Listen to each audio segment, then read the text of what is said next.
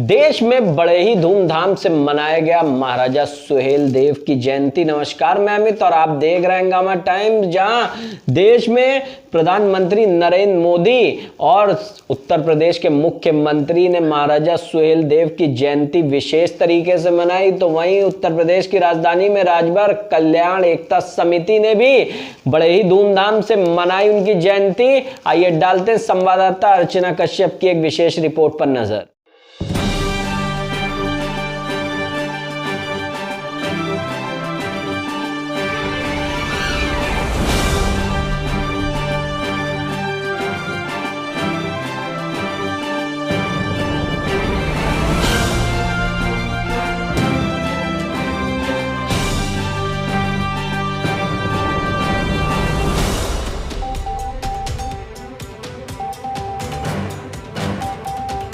नमस्कार, मैं अर्चना और आप देख रहे हैं हंगामा टाइम्स। इस समय हम लोग हैं लाल बाग चौराहे पे, जहाँ पे आप स्क्रीन पे देख रहे हैं राजभर एकता कल्याण समिति द्वारा महाराजा सुहेलदेव राजभर जी की 112वीं जयंती मनाई जा रही है। यहाँ पे सभी पदाधिकारी उपस्थित हैं। आखिर इस अवसर पे वो क्या कहेंगे, आइए चलते हैं उनसे बात करते हैं। तो सर ये बताइए, आज के कार्यक्रम का प्रमुख उद्देश्य क्या, अपने परिचय के साथ बताइए। मैं हरिनारायण राजभर, पूर्व मंत्री उत्तर प्रदेश सरकार, मैं बलिया के रहने वाले हैं।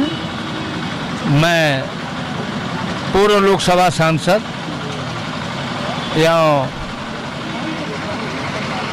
भाजपा राष्ट्रीय परिषद सदस्य या महाराजा सुहेलदेव जी की आज 1012वीं जयंती है।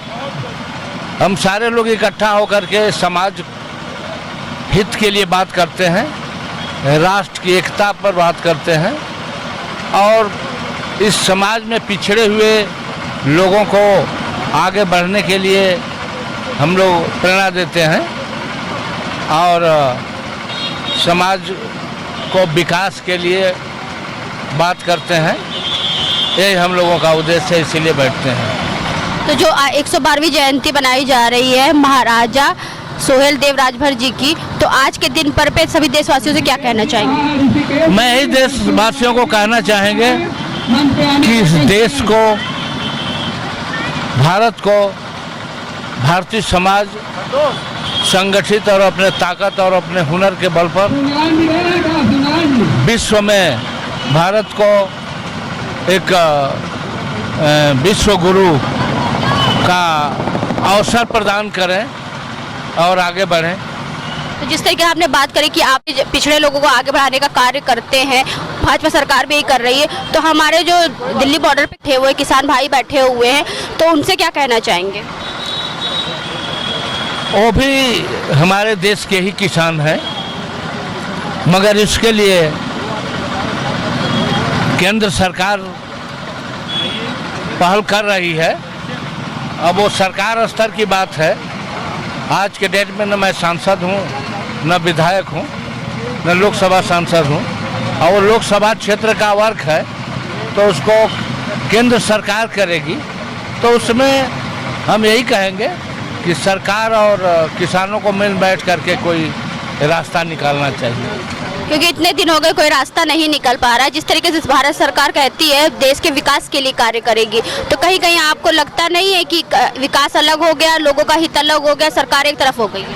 ऐसा है कि जो जिस स्तर पर रहता है और उसकी जिम्मेदारी बनती है, इसमें हम कोई सुझाव नहीं दे सकते। मैं सरकार को और किसानों को भी यही कहूँगा कि दोनों पक्ष बैठ करके किसान हित और देश हित और सरकार के हित में कोई ना कोई रास्ता निकालें।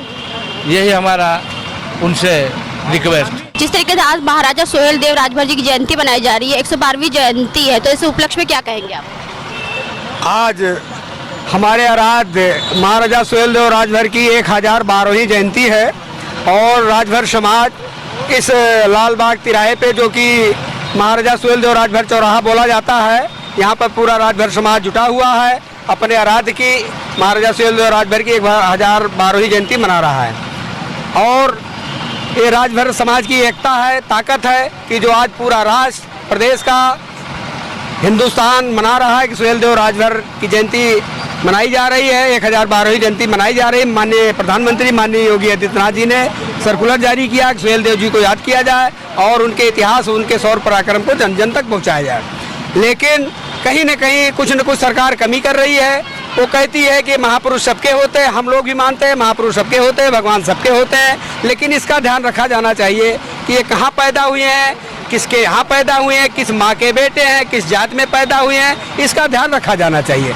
ये भर सरदार थे, ये भर जाति में पैदा हुए हैं और इनको लोग अलग अलग जातियों से संबोधित करते हैं। राजभर समाज का बहुत बड़ा अपमान होता है, इनको सुहेल देव राजभर बोलना चाहिए, कहना चाहिए।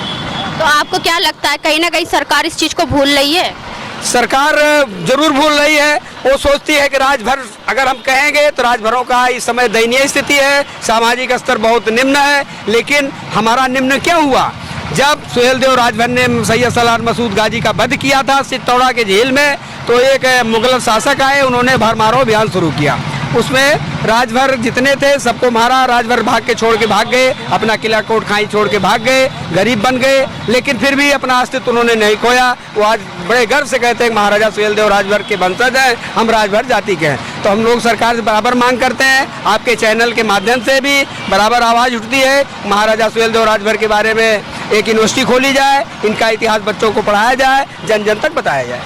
तो जिस तरीके 2022 का चुनाव सर पे, तो आप लोगों की क्या तैयारी है? हम लोग योगी मोदी सरकार को स्वागत करते हैं। अभी चित्तौड़ा बहराइच में महाराजा सुहेल देव राजभर की मूर्ति लग रही है, वहाँ इनका स्मारक बन रहा। राजभर समाज बहुत बहुत बधाई देता है प्रदेश सरकार को, भारत सरकार को। और अगर हमारे महापुरुष को सम्मान दिया, इन्होंने देने का काम किया, तो राजभर समाज भाजपा के साथ है, भाजपा को वोट करने का काम करेगा। तो मैम अपने परिचय के साथ बताइए, आज के अवसर पे क्या कहना चाहेंगी?